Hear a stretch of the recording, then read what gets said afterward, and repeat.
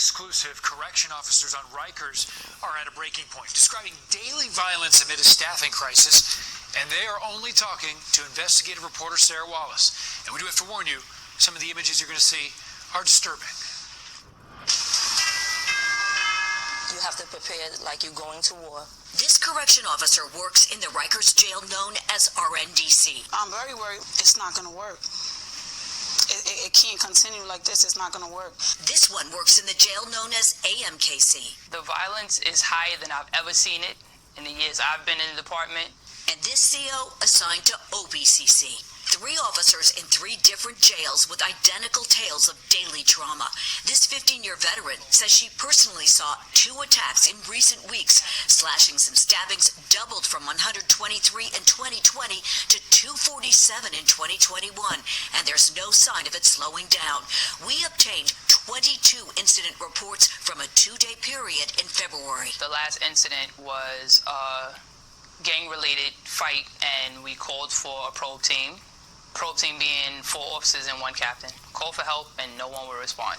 The crisis reminiscent of our I-Team reports a year ago about officers routinely ordered to work triple shifts. Since 2019, 2,764 officers have retired or resigned.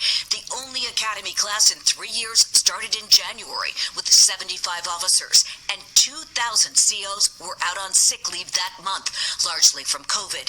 The inmate population on Rikers skyrocketing by nearly 1,700 in the past 2 years. It's very dangerous because they're not getting what they need and we're not getting what we need.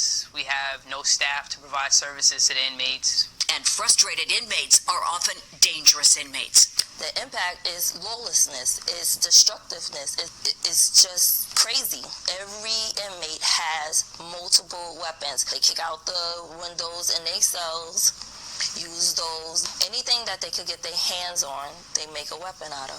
Inmate-on-inmate assaults jumped 18% from 2020 to 2021, and assaults on staff rose 24%. It's even worse now. Most of the incidents happening in the corridors. We don't have no corridor staff. It's not safe in the hallway. You need 7 officers in the corridor. We have 0 officers in the corridor.